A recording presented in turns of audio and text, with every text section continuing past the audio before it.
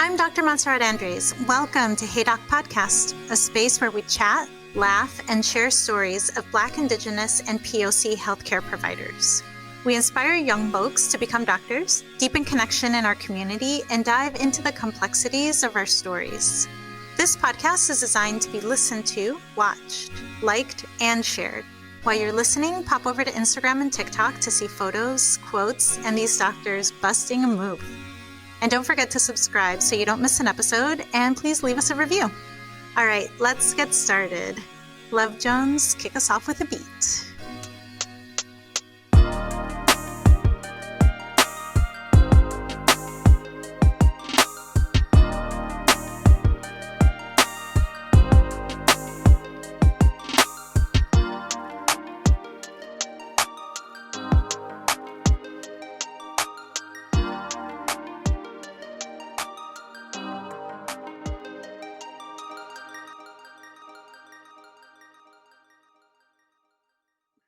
All right. Hello, everyone. Welcome to Hey Doc Podcast. Today, I have my incredibly deep soul sister friend, Doctora Erika Acevedo-Ontiveros. And we are here because of the article that was written about first Dr. Biden. And so I was absolutely needing to talk about this, and I thought there was no better person than my friend Erika. So here you are. Welcome. Thank you. Thank you so much. It's wonderful to be here. And Erika, will you please tell us your identities and who you are? Yes, I'd love to. My name is Erika Acevedo-Ontiveros, now Doctora, the past year and a half. I am Chicana, Chicanx, Latinx, Mexicana,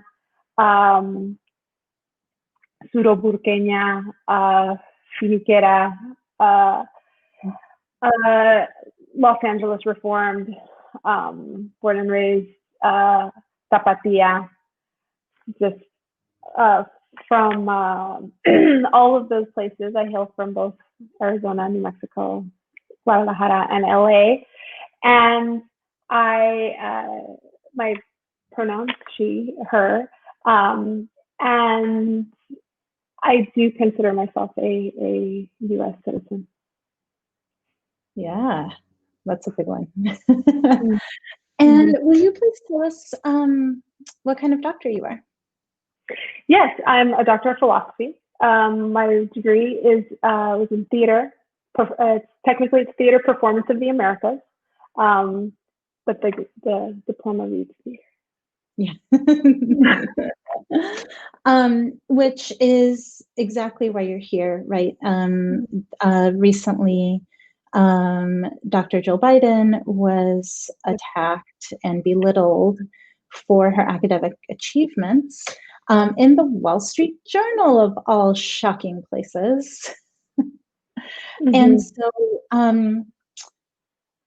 I was stunned, right? I read it, and first of all, after the very first sentence, I had to put the article down because it had already sent my blood boiling, and I thought, I can't even read the rest of this article with any kind of clear mind, right? Because a lot of times things are clickbait. I was like, what if he's starting off in a really jerky way, but is actually going to write something, that's thoughtful? And so I was giving them the benefit of the doubt. So I calmed myself down. And then I went back and read the article, and I was like, oh no, I was right on target. What was it like for you when you read that article? Oh, very similar. I mean, I read it, and when it came out, it came up on my news feed, like all of us, addicted to our, social media icons, and it's just part of how we live. And I read the article. I read a commentary on the article, I believe, from Vox, which would happen quite quickly. And I was just floored. I mean, to talk about a doctor of education, a D was what she is, but any doctor, a woman that way in the Wall Street Journal. Yes, it's an opinion piece, but it was just so brazen and so mean, and filled with all of the worst of uh, of vitriol, but yet side, just kind of like, well, yeah, you're a doctor, but a real doctor. It was just it was gaslighty, it was ugly, and it was so 2020, unfortunately. I was looking at social media. I live in Arizona, and I was looking at social media, looking at how the numbers are, because they're quite terrible here in Phoenix, and ICUs and all this stuff. And then I come across this article, and you're just like, I throw my hands up in the air. Like, it's horrifying. Mm-hmm. Yeah, totally. And, one of the things that was really significant for my experience going through my education is that you were going through your education at the same time. So for people that don't know us, Erika and I have been bestie friends for a long time. And we started our academic paths really pretty at a similar time. So we have been able to really mirror each other and compare a lot of stories and cry on each other's shoulders through our process. And there was so many times where we were both just like, we're at our wits' end. Things are so challenging. And we were, of course, because we have different professions, being challenged in different ways. But there was no time that I think you were looking at me and you were like, well, you're doing a PhD light.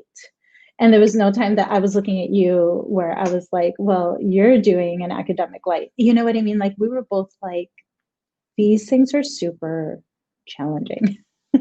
Taxing and almost cruel in there. I find all PhD programs like that.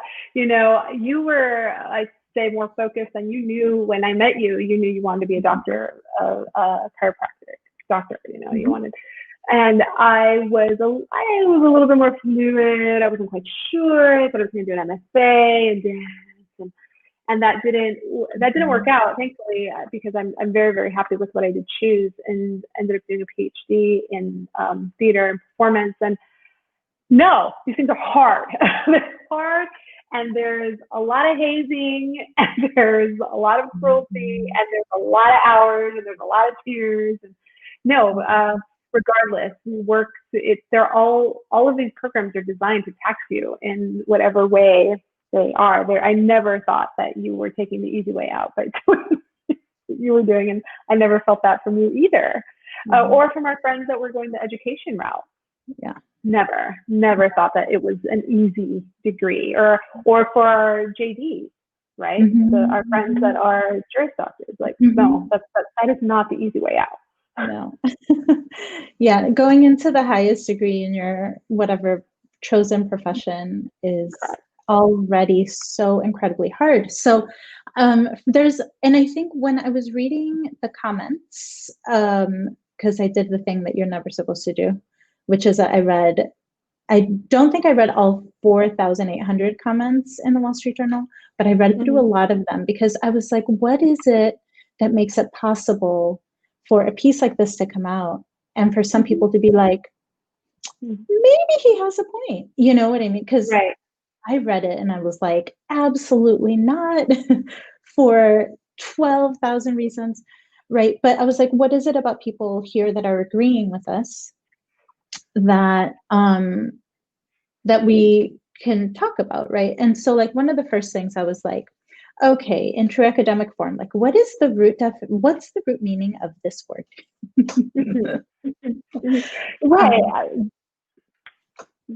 What I found, at first I thought this is exposing the hierarchies that do already exist in academia, and there is definitely, I think, an underlying, academia is, and by say academia, I mean people who have PhDs. Not necessarily people who teach in academia, but also those that teachers. That there definitely is a hierarchy of that is both within academia and societally of importance of doctors. When we say the word doctor as children, I think there is an assumption that it is a medical doctor, because I know for myself, I did not come across somebody who was a non-medical doctor until I was much older. The first doctor I knew, was a medical one. So we have in our society, kind of cut through and just said, oh yeah, all those are doctors. But, this author who wrote this piece in the Wall Street Journal, you're not 7, you're not 7 years old, you're an adult, that there are lots of different types of doctors. And so that the world is way more complex than that. And I do think there has been a stigma of MDs versus JDs versus medical doctors, and I will defer to you within the medical profession of different types of doctors, and what people may on the side think, which doctors have more prestige, because those things are real, they do exist. But I don't know if we think that someone's doctorate is worthless or not important, at all. There may be some inequalities in terms of pay. A doctor of computer science will get paid way more than a doctor of philosophy in most institutions, unless that doctor of philosophy has published some incredible, like Foucault, incredible kind of work. But that is a whole other thing of our society, who we value more than others. But I think that even more than that, it was clear to me from reading that article that she was also being picked on because she was a woman. I mean, that was starkingly also clear. And these aren't real doctors, and kind of letting people fight over that. I mean, it's like, whoa. I mean, yes, that is a thing that we can have a conversation about, maybe people's stigma about that, around that, which I like I said, I do think they exist, but I don't think anybody, especially now, I mean, I remember when I first heard of MDs in the 90s and was kind of confused, but now this is not a doctor that's been around, 5 years. There has been now a long tradition. So, and then what she studied, what her dissertation was about community colleges, is not studied as much. I mean, there's just so much value. And she's a college professor. I mean, there's so much value in that. So, yeah, I definitely think that this person is banking off of some societal stigmas and assumptions, and just frigging running with it in all of its ugliness. Totally. I ended up hanging out with Merriam-Webster when this all first came out, because I was like, let's really, if what he's doing is rolling around in the semantics, I was like, let's do this, right? Like, let's see what we have here. So in the etymology, or the origin of the word, doctor equals teacher. So it seems really appropriate that a teacher would stake claim to that. And actually, when I was in school, that was repeated to us consistently through the program. Like, never forget that you're here in service. As a doctor, you are a teacher to your patients, right? You're meant to be a guide. So even within a more medical perspective, that is something that is instilled in us from the beginning. But the first time it was used was in the 14th century, and it was in reference to doctor of the church. It was an eminent theologian, right? So from the very beginning, it's the thinkers that are considered doctors. And then later, it's someone who became skilled in the healing arts. And then we get to like someone who's doctoring something, like tinkering or kind of making stuff up. So, but then if we look up the word doctorate, it's the highest degree given by a university, and that started being used in the 1500s. And so I was like, well, this guy was very proud of his BA and made a point of, making a comment about it in this article, but clearly not enough to do any research about the words that he was using to attack somebody else. Yeah, I mean, I think it was one of the first times I remember in recent history that Merriam-Webster or OED or any of the dictionaries kind of felt like they were inserting themselves into a political conversation. But But the thing is, definitions have always been, fraught and have shifted and changed depending on society and on laws and wars. So that they would kind of now I think that is one of the advantages, definitely. I mean, there's lots of advantages of social media and technology of being able, like, oh no, we're going to get in this right now. Like today, because typically changes of definitions of words is something that happens, once a year, once a few years. Stuff is like, no. Let's clarify this for you right now and make a point of doing so. I thought was pretty kind of badass to do, to just jump in. And and we still have doctors of theology. That is still absolutely legit divinity school and all this. I mean, the variety of doctors that we have, they are legit. And they, I read somewhere someone had said, like, no one says, hey, Martin Luther King, don't use a doctor. Maybe you shouldn't. Like that's absurd. Like, of course, Dr. Martin Luther King Jr. It is now part of his entire name, as not just his title. Absolutely. When and I also think this idea of, for women, going back to this idea of like how fraught it is for women, especially, when I received my PhD and people call you doctor for like 2 days, like everybody around you is like, hey, doctor, and it's great. And then what? Like, how are you going to move through professionally? How are you going to? It depends. I remember having these conversations. It's like, well, it depends if you're East Coast or West Coast in the U.S. Like, do you have your students call you doctor? Like, I mean, these are serious conversations we all have. There's definitely an attachment to pretentiousness, and I also think anti-intellectualism too. It's a barrier. It feels strange. Sound uppity. And I'm not saying all those things aren't true. They may be, but I definitely think there is. But unfortunately, we also have to live with the other part of that, is that women, people of color especially, are typically not seen as having as much education as others. From the moment I walk in the room, I haven't even said anything yet, right? And I'm already seen as less than. So to assert the title that you earned, I mean, I think there's a difference between asserting that title and just making it as something that it just is, versus lording it over someone, which I think that's one of those things that was so offensive about this opinion piece, hit piece really, is that it was lording over her that she was using this title. How dare you use a title that you earned? Right. That's the part where it was really confusing. You're like, so if you do home repair and you're specifically an electrician and not a plumber, like, should you not, it was so ridiculous. But for people that are less familiar, let's say, with the path that it takes to become a PhD, I would love to hear what your path was, because I think one of the things that we try to talk about here is how things are not necessarily straight lines. And I think that was absolutely the case for you.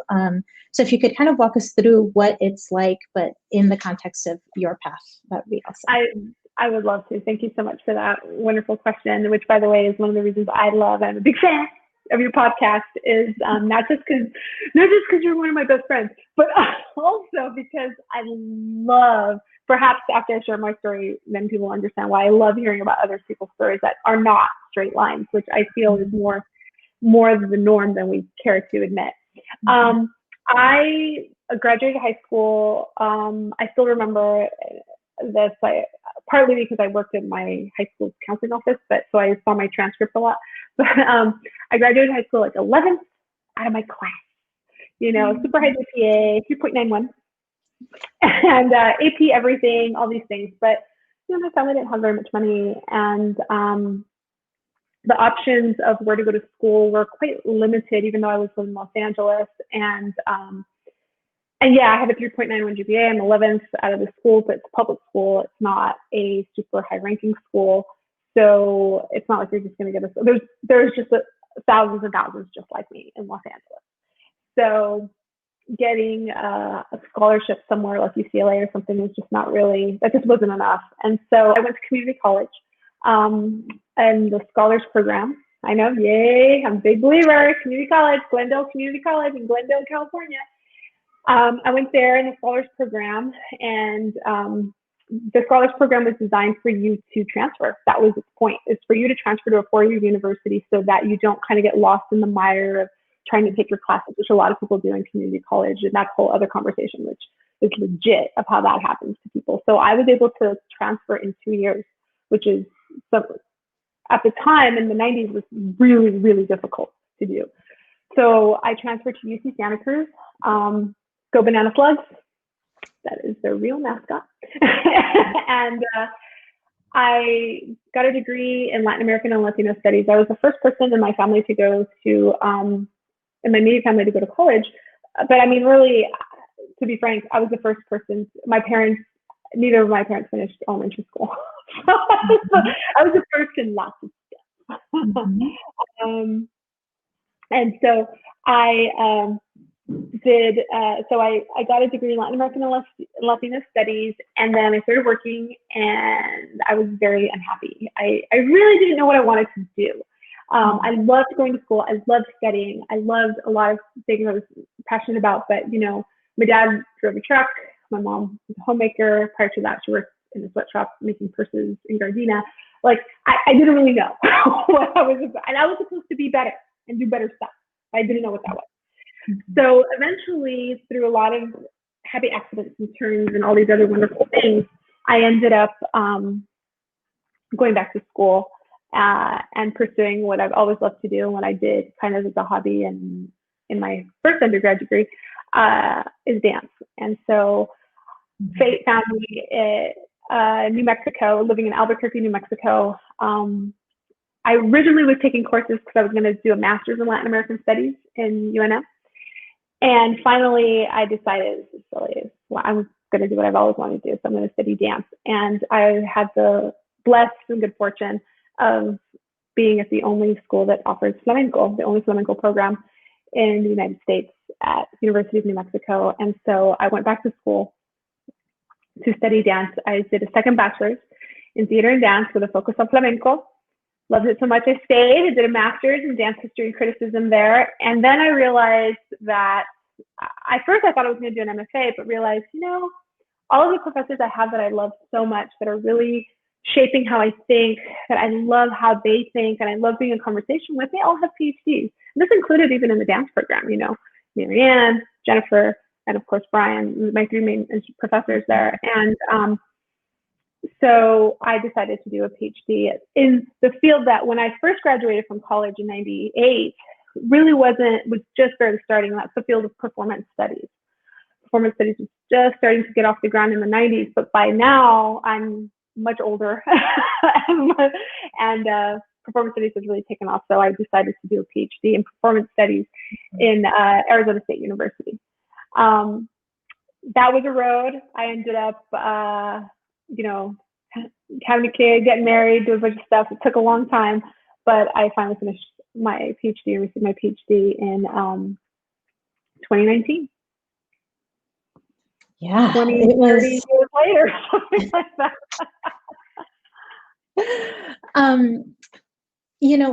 In the process of you and I both going through these programs, it was really wonderful to celebrate each of our triumphs, and I really, one of the things that has really stuck with me actually is a conversation that you and your husband Matthew and I had when I graduated and was then licensed as a doctor.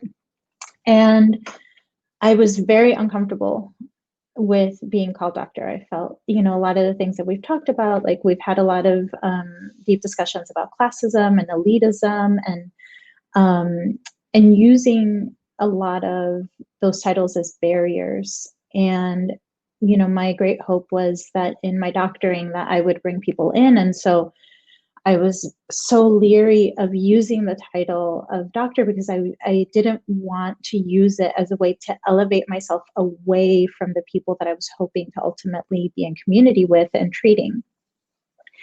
And Matthew had a lot to say about that. And it is honestly a conversation that has stayed with me for a long time, because he was so proud of what we were accomplishing, what you were accomplishing going through your program, what I had just accomplished finishing mine. And he was like, I, as a Latinx man, I need you out here. I need you front facing. I want to see your face with a doctor title under it. Like, we are accomplishing really wonderful and beautiful things, and you fought for this really hard.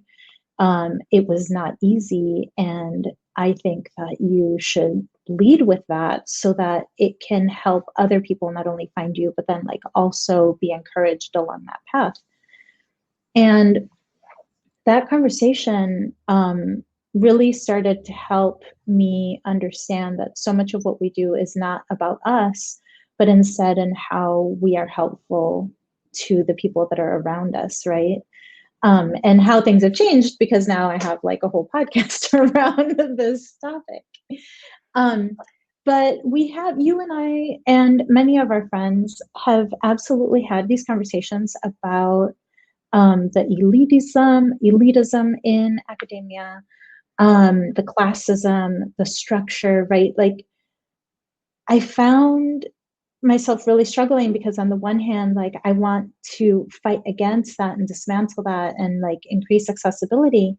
And at the same time, I found myself also feeling very protective of the title. Like, how was that for you?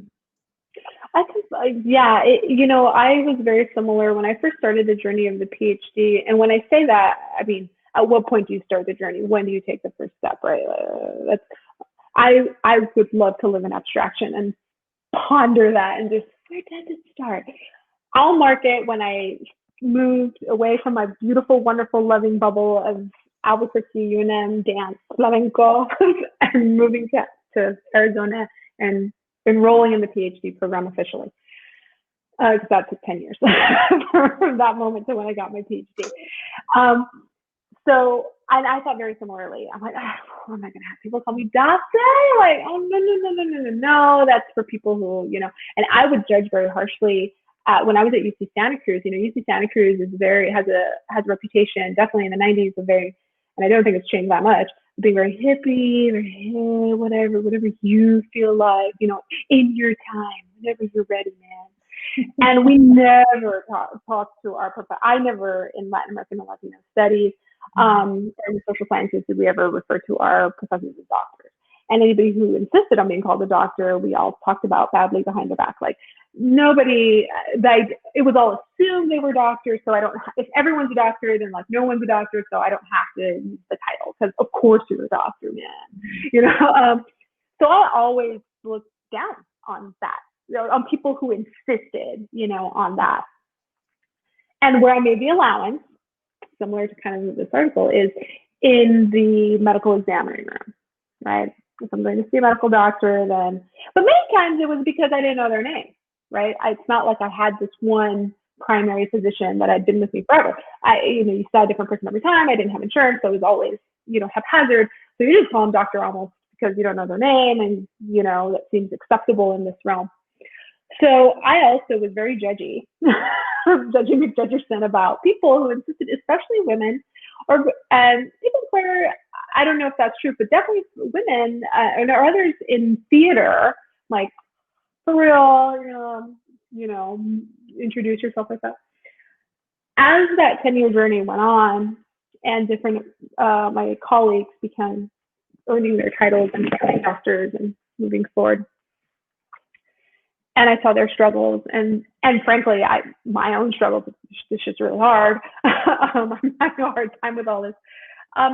I started shifting as well, and how I had colleagues, mostly Black women colleagues, who had a much rougher time with their students when they would TA their sections versus me or some other, or our white female colleagues. And all of a sudden that, you know, insistence on being called doctor doesn't seem so silly anymore. And then, you know, I was teaching a lot of theater and film courses, and how few students of color there were in the courses. And then the ones that were there were just glom on to me. Like they'd never had an instructor that looked like me, and how important that was to them. You know, and I always talked about my credentials, you know, where my path, my journey, the first day of school, and then never mentioned it again. You know, that's it. And just so you know, but let's keep going. But as I've been in academia so long, as a student and then also teaching, I realized how little students know about how things work. Like getting a letter of recommendation from a lecturer, from an adjunct, is very different than getting it from a residential faculty. Well, how would you know that? Like, who's going to tell you that, right? Or getting it, or versus a TA, getting a letter of rec from a TA versus from the chair of the department. You know, there's all these assumptions that we think students are going to pick up on, or going to know. But especially teaching at state institutions where I've been, where you have a lot of first generation college students, regardless of their shade, that isn't institutional knowledge, that isn't generational knowledge. They need to be told these kinds of things. And so at first it started with me trying to be clear and upfront. If I'm an adjunct faculty, I wanted to say that upfront to them on the first day. And then at the end of the course, you know, for those of you who want letters of recommendation, this is what I can do for you, this is that, just kind of the business of it. And then I realized, and then I started having, you know, my friends who now had their PhDs come and speak in my courses. And I realized, you know, I very actively, like, yeah, she's, you know, Laura Land from down the block, but in front of my students, she's Dr. Porter. You know, the importance of referring to each other in these terms, and realizing as well as a student, as I would sit in classes they were teaching, and sitting and looking around and being like, this matters. It is as important. We think, I had thought as well, like, oh, it's going to create a barrier. But as I moved forward through the education, I was like, no, you can't be what you can't see. And so if our purpose is to like help inspire, to help ignite, and to help, that the barrier part isn't just in the title, it's also in how we engage and how we, you know, when I think of the doctors, the PhDs, the professors that were doctors that I felt not a part of, how much was it their title? How much was it how they behaved? You know, how they were in office hours and all these other things. So now why am I being reductive, you know, with that as well? So having but then quickly, you know, when you put, we would have conversations with colleagues, and I would have conversations with colleagues and be like, if you're sending an email, you know, my mother for a brief time was in the hospital pre-COVID for something, and in the emergency room, and I was trying to figure out information. You send that email, doctor, damn it. Dr. So-and-so, right? How do we because why am I going to pretend I don't know how the world works? Why am I going to, and I understand the argument is like, yeah, but are we going to contribute to these ideas of power dynamics or not? It's like, well, we're in the in-between zone. We're trying to shift power structures. So the answer is, yeah, sometimes. I think, you know, that I will sometimes, I need to know the audience. I need to know the folks. You know, just because my name, or I introduce myself to my students, and now I'm in another pickle. In person, I'm much more comfortable saying my name is, you know, Doctora Erika Acevedo-Ontiveros. You can call me, you know, you can call me Doctora, you can call me Doctora Acevedo-Ontiveros, you can call me, you know, depending, it's not that I don't mind that they call me Erika, but they can't call me Erica. You know, so we go through the whole thing. But I teach online right now, exclusively, because from COVID. And I do feel a little bit bugged now that the doctora is a little bit like, I'm pushing them away a little bit, because I'm trying to also have a better connection with my students. At the same time, it's like, well, no, but that is my title, and this isn't just your, you know, after school fun craft class. We're trying to have serious critical discussion. So this is my title, and if you have a title, I'd love to hear it, and to have this exchange. So no, I think it's something that we're going to continue to go back to. It's not like right now hey, if the whole systemic racism, falls apart and the power shift completely changes, I'm more than happy to drop the doctora. I'll change my checks. That's fine. That's one of the things that, speaking of my husband, when I got my title, it was time for us to get new checks. And he said, which I know we're like dinosaurs, we still do checks. He said we should have them with our titles. And my husband has an MBA. So we listed them, Doctora Erika Acevedo-Ontiveros, his name, MBA. And he was all about it. He was all like, no, we've earned this. This is, and it should be there. Front and center, not as a barrier, but more as a calling card. I know, like, come. Yeah, very Ace Ventura. So I am curious, what in the academic setting, one of the reasons to distinguish yourself as a doctor, a PhD, a master's, is that it opens different doors. So what are the things that are available to folks in the academic setting with like a bachelor's, a master's, and then eventually a PhD? Like, what does it mean in that world? That's a good question. Pay, if you are, depending on so there's two tracks really. There's like teaching track, and then there's also being a staff or an administrator. You typically to teach at a 4-year institution, which is another thing that makes this even a 2-year institution, by the way. You cannot teach at a community. You can't get hired currently at a community college without a master's degree minimum. As far as my understanding, they can make special exceptions for people with bachelors if they are deemed with this very special skill. But the type of paperwork and rigmarole they have to do that is quite extensive, and most institutions are not willing to do that unless it's like Eva, right? Eva enseña sambalas, like you do it, you do the paperwork. But it's rare, very, very rare. Now, there are people that have been grandfathered in who have been teaching a very, very long time at these institutions that don't have those degrees, and they've just been kind of being grandfathered in because now they have the experience. So they have that going for them. But currently today, you cannot be hired at a community college without at least a master's. At 4-year institutions, I don't know of a university, state, or private that you cannot, if you're going to be hired as permanent faculty, that you can teach with without a PhD or terminal degree. So an MFA, for example, which is popular in the fine arts, is considered a terminal degree. And so you can teach there. Pay scale, your pay scale is affected. Ever since I got my PhD, I teach, I'm an adjunct at community college and at a small liberal arts Catholic university here in the Phoenix area. Once I received my PhD, I got a bump in pay. Not a lot, but it's definitely better than a punch in the face. So I did get that.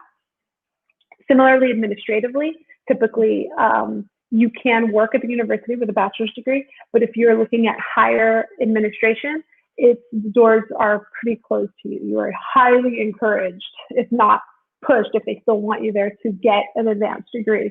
And now, I mean, university presidents, like chancellors, like these kinds of offices, or typically they all come, not necessarily PhDs, but you definitely have to have a terminal degree, JD, a lot of, Juris Doctors, or medical degrees. Most of these positions, it is assumed, if not required, that you have these kinds of degrees. For permanent positions, you can be hired sometimes a bit ad hoc, or to just kind of teach a class or so. Like when I was TAing, but I still had a master's. I had a bachelor's and a master's degree, and I was teaching undergraduate students. So those are some of the options. But yeah, having either a PhD or a doctorate of some type is typically for a four-year institution. That's why that this person was lecturing at Northwestern, which prides itself as a prestigious university, as you know, is outside Chicago. I think it's outside of Chicago. Evanston just feels like outside, which that could be another conversation, but it feels outside. They've come under a lot of fire and have started to distance themselves. But I assume because he's a regular contributor to the Wall Street Journal, is one of the reasons that they let it slide, because this person only has a bachelor's degree and was teaching undergraduate students as a lecturer, which typically means per class kind of basis. But still, that's a little scandalous. Now, when you're demanding, PhDs, PhD level work for some very low paying jobs. Mm-hmm. Yeah, I found that aspect really interesting as well. I was like, wait a minute, I don't personally care, but what I know about the academic environment, he was really kind of spilling the beans on being really underqualified for the position that he was in. And I was slightly confused about that. I completely agree. And he was told nepotism. Clearly, I'm like, I don't know anybody who gets a job like that who doesn't know somebody, which that is still in play, definitely in all circles. I don't even want to throw academia under the bus. I mean, come on, like all circles and all aspects. It's not the only way you get a job is who you know, but it's highly influential. And he was clearly outing himself. Mm-hmm. Totally. So I am curious with this article, do you feel like this article was really, because it went all over the place, right? Like it was like, let me start with, oh my gosh, what's the word that I'm looking for? When you diminish someone to all the way to a child level. Condescending? Yes.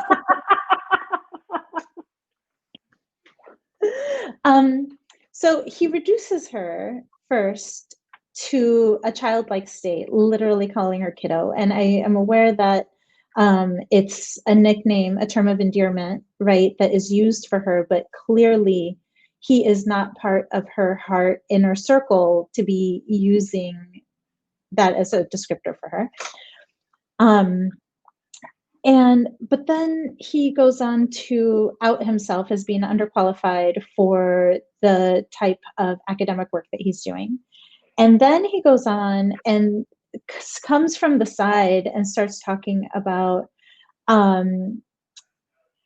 people that have been given honorary doctorates. And then he goes on to say, having a public statement about being in this free house while she is the first doctor lady of the United States. And so I was really kind of lost and confused, like in his whole train of thought and thinking. And what I was wondering is, was this article even really about her, or was he just using her to make all these statements that he had itching under his skin, and this just became a vehicle for that? I definitely felt like it was a bit of diarrhea of the mouth. I agree that it was, and another thing, I never learned to read. Like, what? Excuse me? Yes, it did feel a little all over the place. Yeah. He lands at the honorary doctorate like system, which that's its own thing as well that you can get into. Not, people who. It is kind of understood that people don't use that title, even though some people do. So, yeah, he goes into that. And then the part that one I was just kind of like, huh. But the one that did get my go, of course, is that she should just be happy with being the first, Dr. Lady, son's doctor. I'm like, so we're just going to roll that clock back to freaking, Dolly Madison or before, right? Like, as the history of being different first ladies of the United States. You basically, you married well. So, why do you need more? Why isn't that enough? And which is something that women, Nancy Pelosi, like so many women have gotten that, like, who's going to be staying home taking care of your kids? When Nancy Pelosi first started running for office, it's like the kids were like high school and grown. Why don't you ask my male candidate who has toddlers at home, who's going to take care of his kids? It felt so draconian,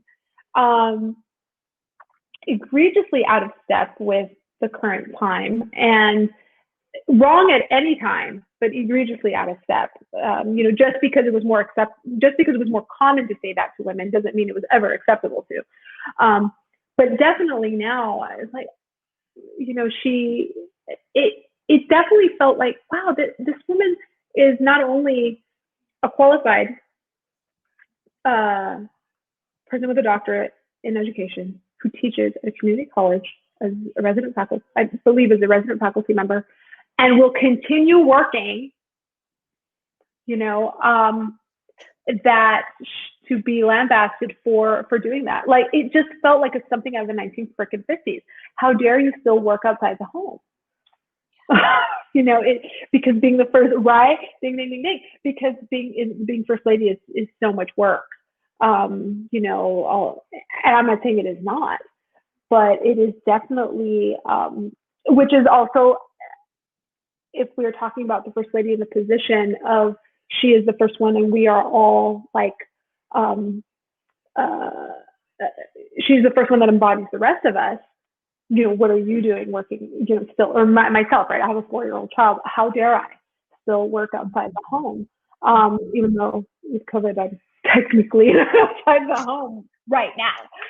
But, and that's definitely a slap in the face to too many women who not only do have to, because so many programs are cut and wages are stagnated and all of these other reasons. And then on top of that, want to have degrees, are quite confident, have better paying jobs than their partners, have careers. And definitely, I think in this cultural moment, COVID decimating, women have taken the hit so much more harder. Women, both in academia and in all these other fields where women have, who do have small children, staying home and taking care of the children, because it's been really impossible. The only reason I can still teach is because I teach asynchronously. If I taught synchronously, it would be a complete, and I teach topics that can be done that way. If I had to teach synchronously, it would be a whole different thing with navigating with a 4-year-old. It would it'd be extremely hard to almost impossible without him just, he's here. Hi, everyone. So I think him going so deep in that, and this particular moment, because the rebuke was also strong and hard, thank God, and stung. And I think it's because, like, right now, in the face of so many women having to put their careers on hold, knowing full well that they may not get them back, may not get those careers back, and that we still don't know what the effects are going to be of that, of women not being able to rejoin, or rejoining now and not being able to go back into the positions that they were in.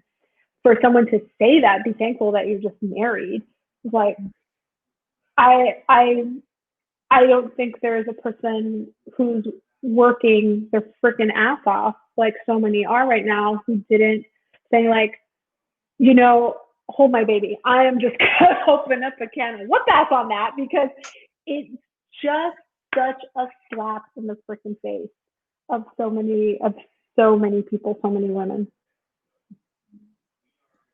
It also is my impression, of course, I don't know Joe or Jill in any intimate way whatsoever. or the Obamas.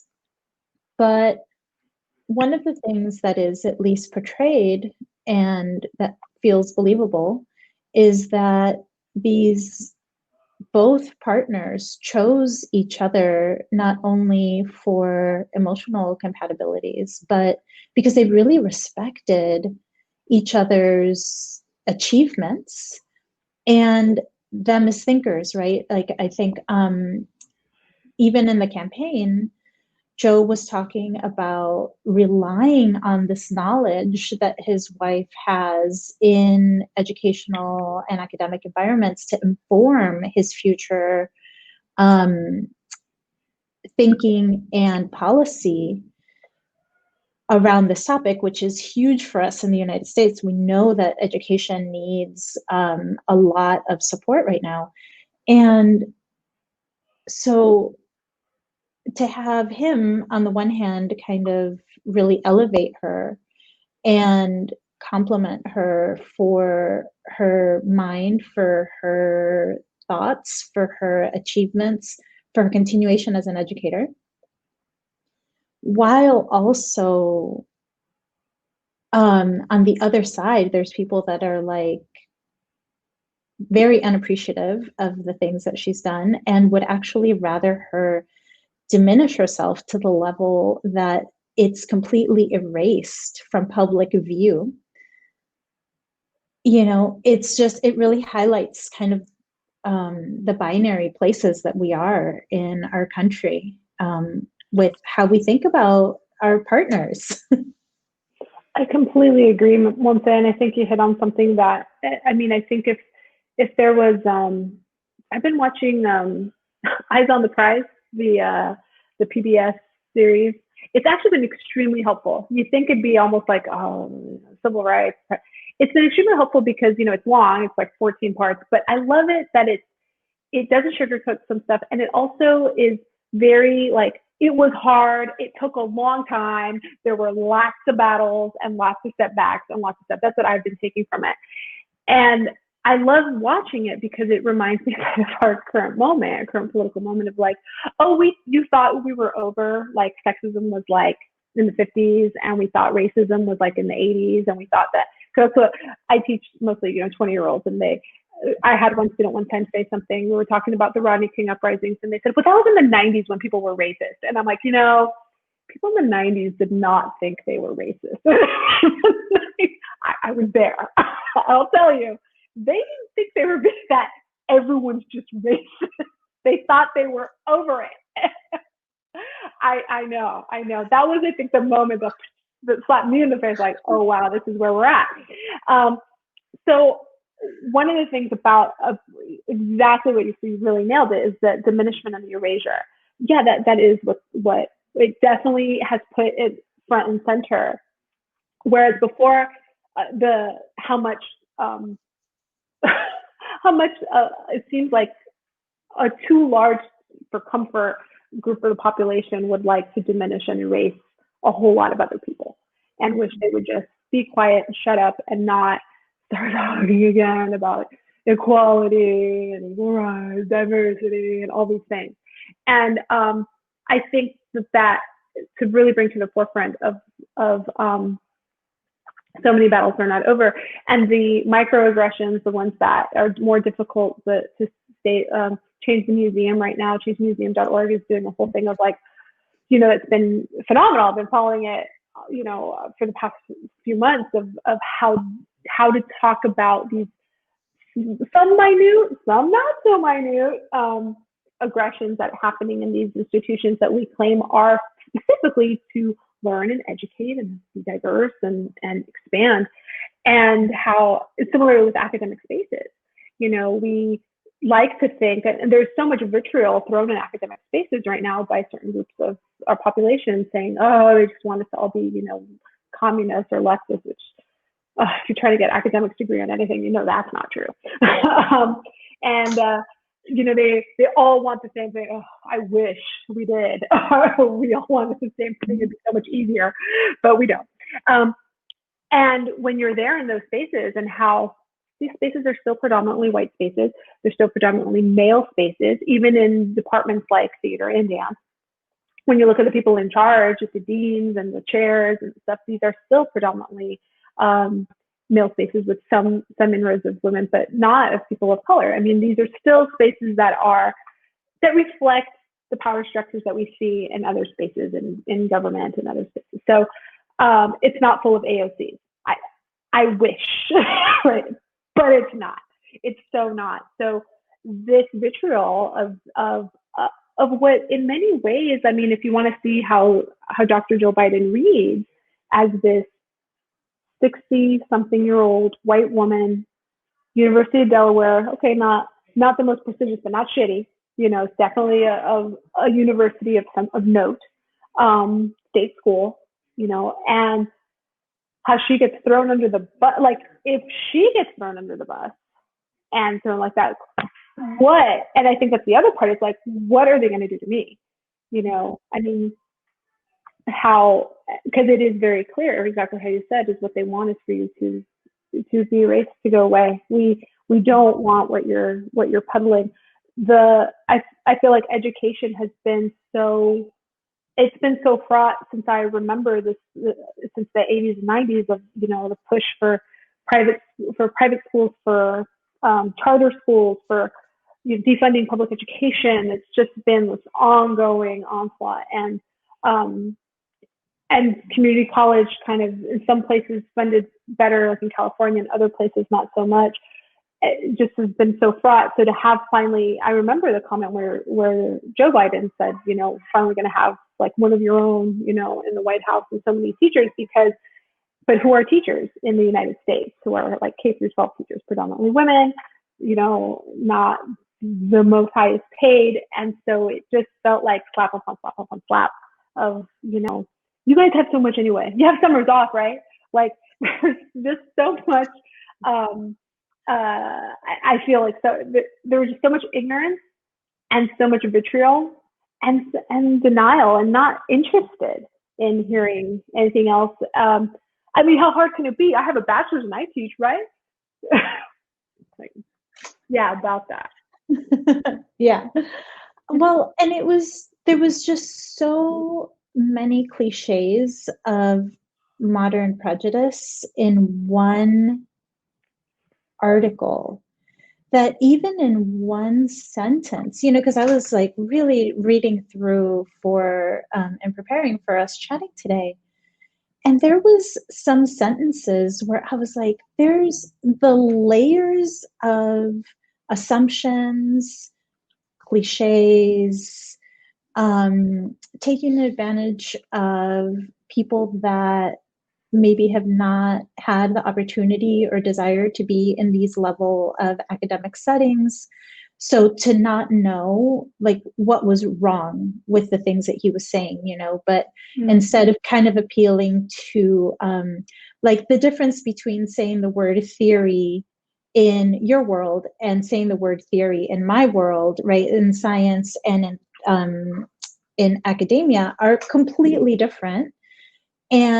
But people use that word so frequently, you know, for in medical settings, like, well, you guys just work off of theories. And I'm like, okay, someone is taking advantage of your lack of information, which is not necessarily bad, but it's showing that you don't understand in depth what you're talking about, right? And so I felt like in this article, he took advantage of a lot of those similar things, where he was using these phrases, these words, these cliches, to give people quote unquote pause, or like, well, maybe he could be right, or is that right, or is that wrong? And it was like, no, anybody that has worked in these settings would never even use these arguments because they wouldn't fly, you know, like if they were in a room and they threw it across the room, it would just like slide off the wall, you know, like no one would even engage with it. But when people maybe haven't had that opportunity or exposure,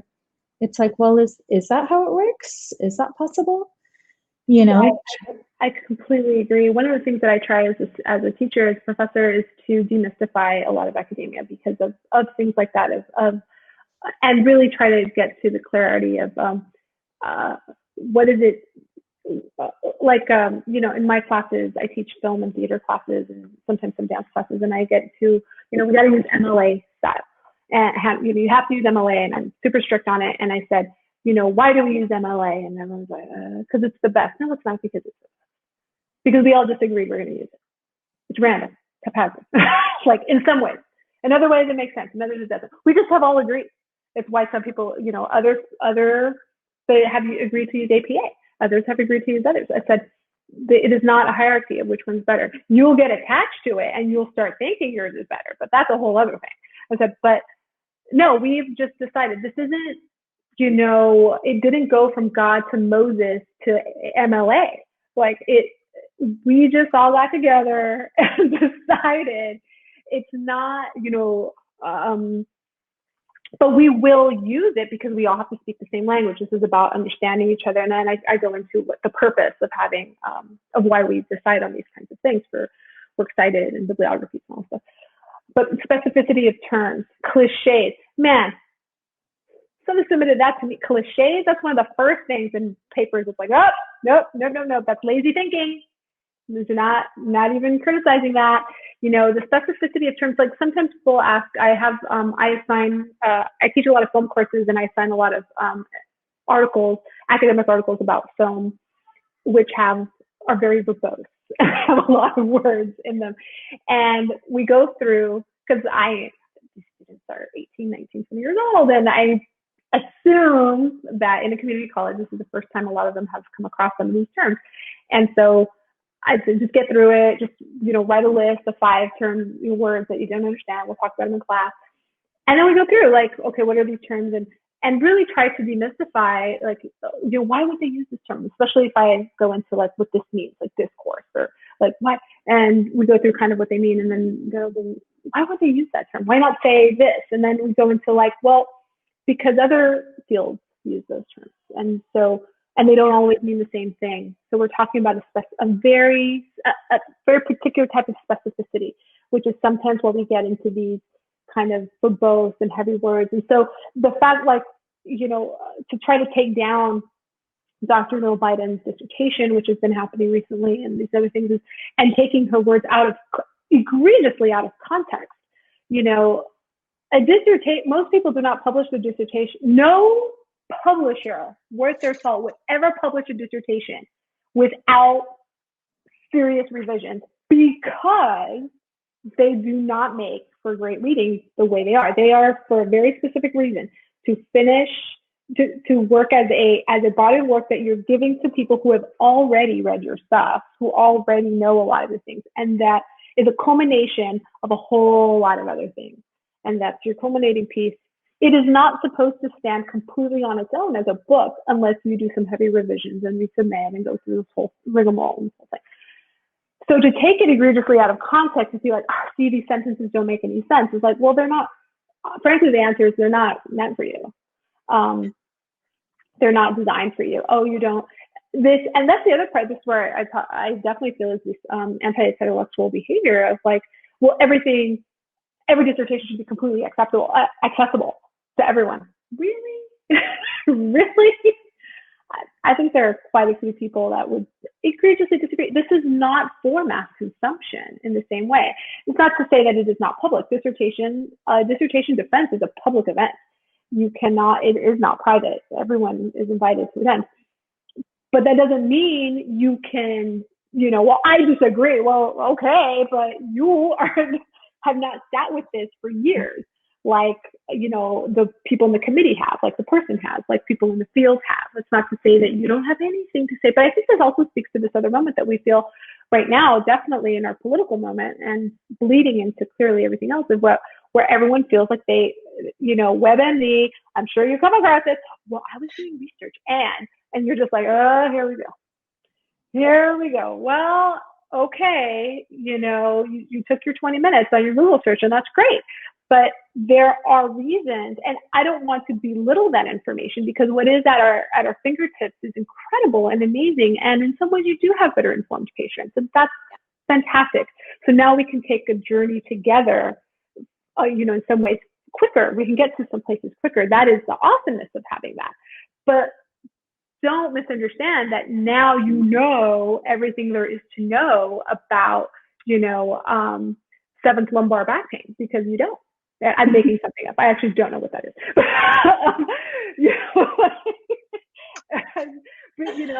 I don't. That is not where my expertise lies. That is why I go to you. That is why I go, to other people who do have that expertise. And I think all of us is leading to that we feel that we can all be experts. I'm a doctor of philosophy, so I read Dr. Jill Biden's dissertation. I'm sure it will not make very much sense to me completely, because I do not, the very little work that I've read in education, it's very social sciencey. It's not how I'm used to seeing things written. It is presented it is written for a completely different type of audience. But that is not to say that it is, because I cannot understand it, that it is worthless, or that it doesn't have any value, and that we don't need these interpreters, these translators of this type of work. And it's all of that wrapped up with gender dynamics, sexism, classism, anti-intellectualism, and you get crap like this that gets published in the damn Wall Street Journal. That now we're debating, like, wow, someone who has no credentials, degrees, feels that it's appropriate, so that it is within their right and their, the audacity, right? The cara dura, to think that you can just, I don't know anything about that, but let me tell you what I think. Like, what? Yeah. But it is a reflection, unfortunately, of definitely the plural time that we live in. That reminded me of the first PhD defense that I saw, which I don't know if it was yours. I think you had seen others, but when we were at UNM, our friend Todd was getting his PhD in physics. And we went to his defense, and, I just remember like trying to slide against the wall and be as invisible as possible. And I think I understood the word laser, and I knew that there was some water involved. And I didn't know anything. And I was trying to be as quiet as possible. I didn't even want to clear my throat, because I didn't want someone to look in my direction and even ask if I, had something to say or anything. I was just like, I am so out of my league here. And that's to your point, right? Like, that defense was with a group of people that absolutely were specialists and informed in what he was specifically studying. And that the benefit of that is that this is how we advance, and this is how we push thought forward. This is how we push science forward, right? Because those people as a foundation are then there to say, yes, this person is presenting sound information to then take us to a next level, right? They're coming from a place of understanding and are bringing in some new concepts or thoughts. And you're right, like, everything is not for everybody to know and understand. Now, if you're a master teacher at any level, you should be able to describe anything you're doing to a kindergarten level. But that doesn't mean that the way that you function in your world is at a kindergarten level all the time. Like, you need to also be able to switch and be at the highest performing level of whatever it is you're doing. Right. Absolutely. And a dissertation typically is an example at the highest level. Like, it is not for kindergarten understanding. That if you wish to do that, you can, and some people have, and there are many who rail against that. But at the same time, it's like, well, if you want to do that, then you can do that, after the dissertation. You can, heavily edit, and by all means, please, I'd love to read that dissertation. You remember more of that dissertation defense than I do. You absolutely can then afterwards decide you want to do, for non-majors, for people that, for the kindergarten level. And there's absolutely room for that. But I completely agree with you. To teach, I believe you should be able to do that. And, not everyone does, but you should. But not everything you write or create should be there. Why would I pick up, a publication, from AMA or anywhere else and think that I should be able to understand this. I read and speak English. Yes, but there's no reason why you should. And that sense of entitlement of access, using the words of unfortunately, it's been another thing that I've been really kind of learning from watching Eyes on the Prize to now is co-opting the language of civil rights movement and of different movements since then in the 70s and 80s and 90s, and using it to promote anti-intellectualism. Oh, well, if I should be able to do that. Like, I'm entitled to. I'm like, you have I don't think you understand how power works, because that's the other part is you use the terminology, but you divorce it from conversations around power.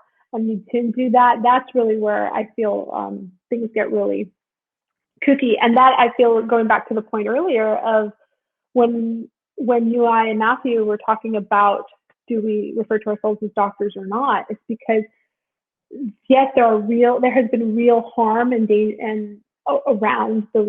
wrapped around those titles used aggressively towards people like ourselves. Mm-hmm. But if we're talking about being in those structures, in those systems, as doctors ourselves, then how do we shift that power dynamic without the title? And I think currently in this moment, we do not. We use the title and we have it and present ourselves in front of students that look like us and some that do not, to help shift that mindset of what a doctor looks like, and that you can be a doctor of theater and a doctor of chiropractor and a doctor. Is it chiropractor, chiropractic? Director of chiropractic, right? Yes. Yeah. I was there. I was at your graduation. I remember. And how to present ourselves with that, because that is also doing like immense work. Indigenous work. One of the things that I read a while back, and I'm sure you've read it too, that sticks with me is, as women, whenever you pass by somewhere where there's your reflection or a mirror, you really need to pay attention to how you look at yourself, because someone is looking at you. And it's usually another girl, another woman. Girl, right? Just in the right there. Because how many of us have we been conditioned to look ourselves in the mirror as women and fixing and this and that and the other thing, but we are teaching someone else how to look at themselves as well. What do we really want to pass on? And I take that, continue that in terms of doctor and that title and what that means and how that functions. It has so much power in our society, and that is really at the root of what this person was writing about. It obviously has power in the society, but we're gonna rip it, and it rings so hollow. First off, it's violent and it's ugly, but it also rings so hollow. What about all these doctors in the CDC saying, "Hey, wear a mask. Hey, 6 feet. Hey, close stuff down. Hey, we're doctors. You're not missing me." So clearly, not all doctors matter, right? Depending on your position. All doctors matter. Usually not a proponent of that one, but this one maybe I'd make an exception. Oh God, yeah, like don't get me started. So, I wanted to just, as we're kind of wrapping up, I wanted to clarify that actually technically a PhD is higher than an MD in the academic settings. So let's just set the record straight on that, because an MD is a professional degree. And so the PhD is a research degree, which is why we can also have MD PhDs. And those PhDs are often the ones that are doing a lot, or the heads of a lot of research, and are very well respected. So just to continue to like poke holes in this argument. Thank you so much for bringing that up, because I know I have also done that with my students, done a little like, does anyone know what the difference is? And the majority do not, and why would they? But going through like all the different types of degrees you can have can do. Yeah, you're right. MD, yeah, you're absolutely right. PhD is a research degree. MFA is a practice degree, you know, where you do have to write something, but typically it is not research intensive, but you do have to create something physically that people tend to go to and see and experience, versus an MD versus an education doctorate, which typically has both components, has both a practice, a practicum sometimes, and also it depends. MD is based, depending on your program, you can have a practicum and also a written component, but that is much longer than an MFA. So an MFA final thesis is usually around 30 to 50 pages most times. PhD, there's really no limit, but it depends on your department. It can be anywhere between 100. 100 is considered a very short one. I know, right? It's all relative. Like, to me, 25 pages is like, oh, I can do that in 2 days. Let's go. Like, oh, that's it. But most PhD in my field in theater, most PhDs are around, the dissertation is usually around 200. That is, oh my gosh, if I had to write a 25-page paper right now, it would be like an ultra marathon for me, and for you it would be a sprint. You'd be like Usain Bolt and I'd be like, you're like, I'm just warming up, which I find incredible. So I really liked on Facebook, you posted a response by Adam Grant, who is very critical of this piece. If anybody wants to look it up, I thought it was really thoughtful. And he just went through and dissected a lot of these sentences that I was, you know, getting kind of tangled and tripped up in. And he was like, let me iron this out for you. But I loved his bullet points of the reasons that he was upset that this even was published. He was like, my biggest problem with this is that it got published at all. The lack of credibility, faulty reasoning, irrelevance, disrespect to community colleges, disrespect to scholarship, misogyny, and condescension. Absolutely. And I really appreciated that it was a white academic man that that said all of these things, you know, because right, it matters who's talking a lot of times, right? Especially when it's in response to another white man writing this article. And so if anybody wants to look that up, I highly recommend it. It is pre-vetted by Doctora Erika Acevedo-Ontiveros. So, you know, go check that out. But I'm curious because we have just discussed how qualified you are to critique people's writing. You do all the time because you're a teacher. And so I'm curious, if you were to have received this article as a writing sample, what kind of grade would you have given it? Oh, this one.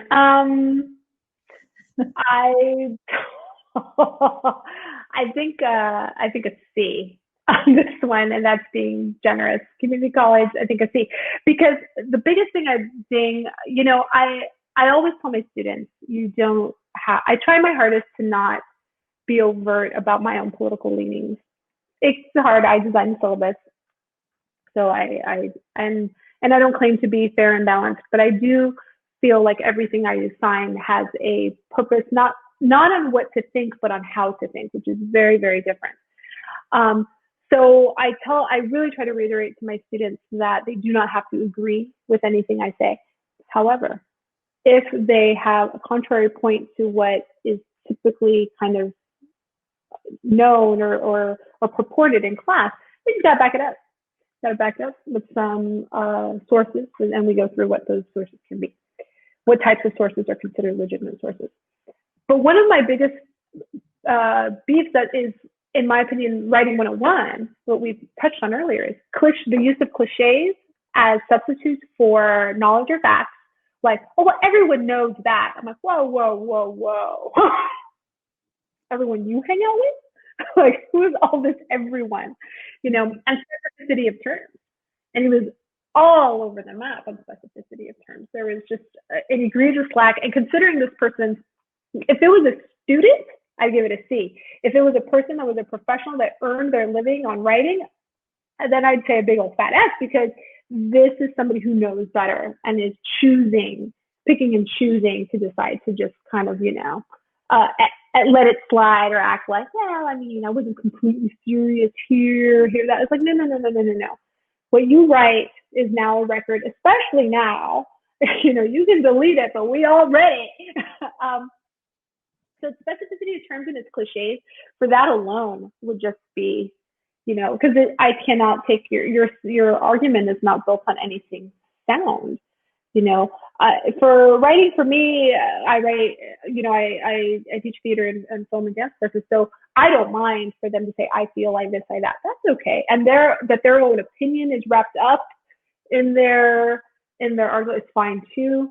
But there is definitely a difference between pompous declarations that have no backing, or that their backing is predicated on stereotypes and on preconceived ideas and notions that benefit only a certain group of the population, and purporting them as fact and as, well known. And that is, for somebody who claims to be an established writer who earns their living off that is that is egregious. And I think that is grounds to get a big fat F on that, because you absolutely know better. And in a realm where newspapers are closing, smaller newspapers are closing, it's very difficult to get to keep a full staff, of writing staff. I think that's another insult to poor writing that is just inflammatory and lazy, and wants to, like similar to what you said, you have beef and bone defect, and you had all these thoughts that for some reason didn't make it onto your blog, and now and I completely agree with the analysis that this should never have been published. The fact that it got that far is so egregious. Is a big fat shame on you on Wall Street Journal.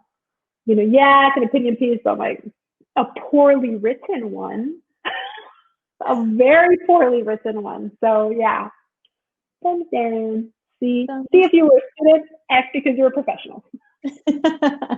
Not a thing.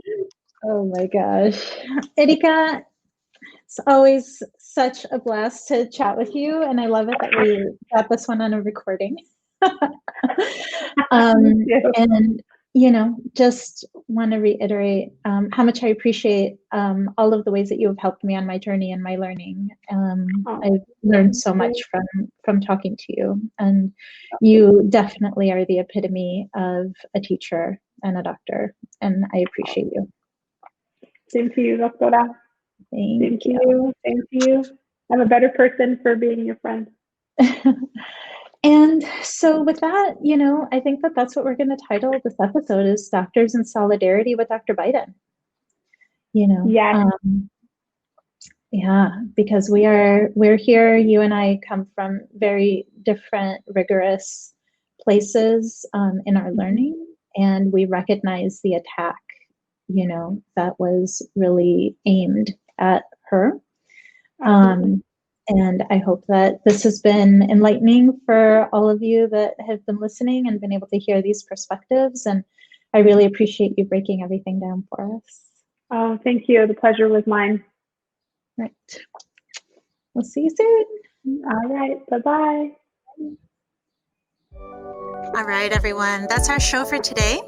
Please follow us on Instagram and TikTok. And if this episode hit home for you, let us know. We would love to hear how these stories reach you. Hey Doc Podcast is recorded at the Portland Center Stage digital streaming studio with the AV engineering, logo design, website, theme music, and editing all done by the incomparable Jonas Angelette and invaluable technical savvy of Katie Wen and Greg Lee. Instagram and TikTok management is brought to you by the fantabulous Jen Thompson. And if you want to see the faces of these BIPOC docs, you can watch the podcast on Hey Doc Podcast website, and you can listen on all of your favorite podcast streaming sources. Check out our fun posts of your favorite BIPOC docs on the Instagram page and watch them bust a move on TikTok. Thank you for every listen, share, like, and emoji. I am super grateful to all of you that tune in to listen and to all the wonderful docs that come share their stories. See you next time, friends.